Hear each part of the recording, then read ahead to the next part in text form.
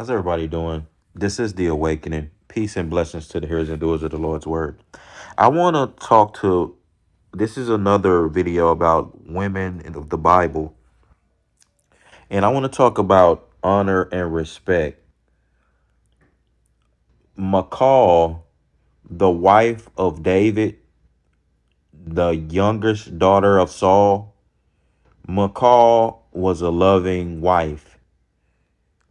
It breaks my heart in this day and age that not a lot of women that I see, and especially in American society, but across the world, are women who are deserving of honor and respect.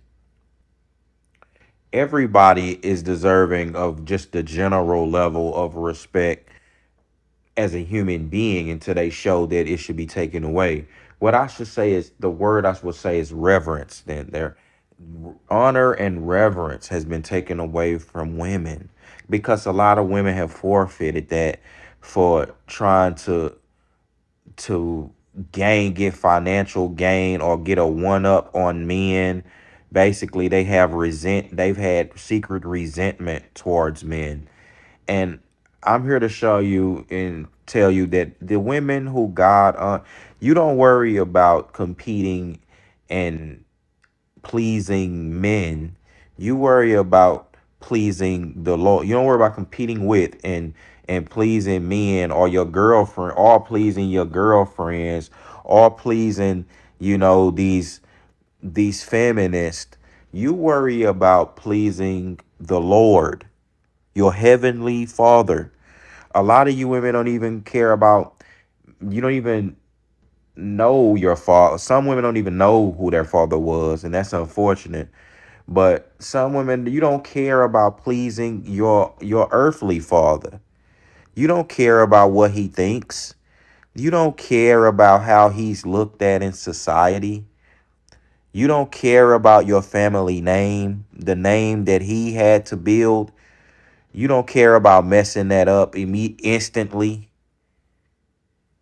You have no reverence for him, and you have no reverence for your heavenly father. You you should want to honor God with your lifestyle. This is men and women. Don't just Men aren't just held to the standards and the keeping of God's commands. This is why a lot of women try to pick and choose what they want to follow in the Bible, because we know that Eve is the one who was beguiled by Satan. Beguiled meaning tricked. She was led. She was manipulated. That's how a lot of women are manipulated in society, in this culture, in Western society and cultures. They get manipulated by this propaganda, by satanic entities, meaning like different companies and corporations and different people trying to play on their heartstrings, and a lot of it's due to women's high emotional level. You're given this for a reason. You're given this as a gift. It's to contrast and help men. It's to help righteous men. That's what you're supposed to be doing. Is to help people on the earth with that empathy. Like, women are a lot of women. That's why I say you're not gaining. You don't have any honor from God. You're not. A lot of women aren't pure. They don't care about purity anymore. They don't care about chastity. If things get tough, they don't really care about their husband. They'll leave him at the drop of a hat. They're divorcing him and once they divorce the man, they don't care what happens to him. It's like they never knew him. Or this was a guy that you were married to. This was a guy who you made promises and vows to under God. You made a vow to God, but you broke that, and now you don't care. You don't even care if the man lives or dies, really. And that's a sad thing. But if you look at the women in the Bible, they were nothing like that. In the book of First Samuel, chapter 19, let's go, and I'm gonna start at verse 9. This is First Samuel chapter 19, verse 9. And an evil spirit from the Lord was upon Saul, and he sat at his house with a javelin in his hand. And David played with his hand. David was playing the harp for Saul. When that evil spirit came upon Saul, David will play the harp, and because the Lord was with David, the evil spirit will flee from Saul. But Saul was jealous of David. And in verse 10, it says, and Saul sought to smite David, even to the wall with his javelin. But David slipped out of Saul's presence, and he smote the javelin into the wall. So Saul threw the javelin. It and instead of hitting David, David slipped away and ducked it and got out of there. And David left, was like, look, that's it. And David fled that night. And Saul sent messengers unto David's house to watch him and to slay him in the morning. So Saul got people outside of David's house watching him. And you got to remember, David is married to Saul's youngest daughter, Michal. So now, people out there are spies. Her dad has spies watching outside the house, waiting for David to kill him. They not gonna do nothing to her. They want David. They think that she don't care. They think that, look, man, we gonna get him up out of there. You can get you another husband. But this is why McCall is mentioned in the Bible, not among the righteous women. This is why, because in the next verse, and this is again in the book of First Samuel chapter 19, and we're in verse 11. It says, Saul also sent messengers unto David's house to watch him and slay him in the morning. And what did Michal do? It said, and Michal, David's wife, told him, she said, if thou save not thy life tonight, tomorrow thou shalt be slain. She told him that if you don't get out there, and if you don't get away and go do what you need to do tonight, they gonna kill you. They gonna kill you in the morning. And it's in verse 12. It says, so Michal let David down through a window. She snuck him out of the home, and he went and fled and escaped. And Michal took an image, laid it in the bed, put a pillow of goat's hair for his bolster, and covered it with a cloth. So Michal took an image, laid it in the bed, put a pillow of goat's hair on it. Basically, like said, you seen these shows where the kids will do that, like they might put like a little pillow. They want to go to a party, but their parents ground them. So they want their parents to think they sleep. They put a little pillow under the bed for their body, put a basketball up there, pull the sheets over it, and maybe play a recording or something if they get more intricate, to try to make it seem like if somebody check, they'll think that they're actually there. So this is what McCall did. She's doing all, and to do that, not only did she help David, her husband, escape, she did it to her own father's detriment, and she did it against her own interest, because this is her father. He was the king. David wasn't the king yet. She didn't know. She operated on total faith in God, because David was only anointed by God. She only believed that he had God with him. But her father was the actual king, and if he wanted him dead, she will benefit from that. She wouldn't benefit from a botched attempt to help him escape.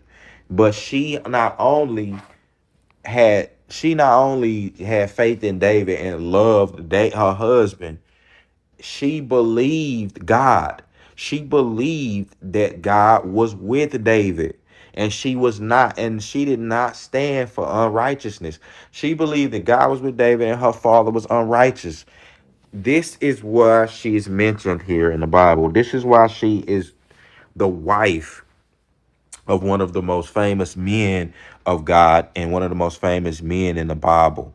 One of David's wives. This is why, because of her honor that she showed to God and for righteousness. Some of you women don't have honor. Y'all lost y'all honor. Like, you'll sell your mom under the bus. You don't have good friends. You can't make friendships.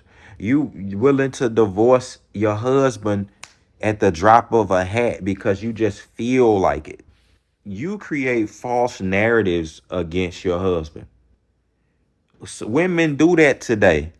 Women will be so spiteful they'll go and create stories to get a man locked up. That's the Jezebel spirit.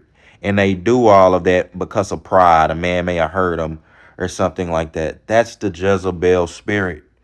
You're not honoring God doing that. And God's going to repay you.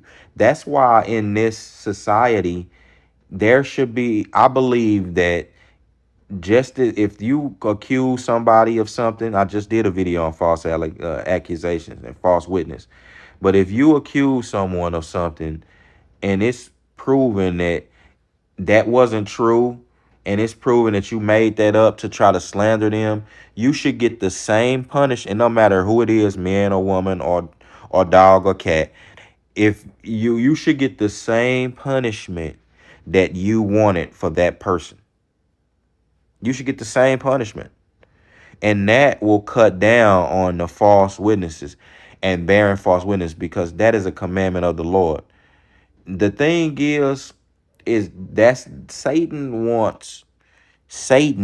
in this satanic society, that he wants to cripple and he wants to influence people to do that. More people to bear false witness against their neighbor. He wants to set that up. He would love for people to do that against Christians. He would love that, for people just to be able to lock Christians up, just say they did something and get them out of here. No, it don't work like that. No. The Lord is the one who's going to avenge us. And the Lord is the one who stops that false witness. And the same thing, the same evil you meant for that person is going to happen to you and your loved ones. But let's continue. And again, we're in the book of 1 Samuel, chapter 19, and this is chapter 12. I mean, this is verse 12. It says, so Michal let David down through the window, and he went and fled and escaped. And Michal took an image, laid it in the bed, put a pillow of goat's hair for his bolster, and covered it with a cloth. And when Saul sent messengers to take David, she said, he is ill, he's sick. And Saul sent the messengers in again to see David. Bring him up to me in the bed, that I may slay him. So Michal is telling them he's sick, and she set up a decoy in the bed and saying, look, man, he's sick, don't come in here. But Saul is hell bent on killing him right now. He's that evil spirit is on Saul very heavy. And when the messengers came in, behold, there was an image in the bed with a pillow of goat's hair for his bolster.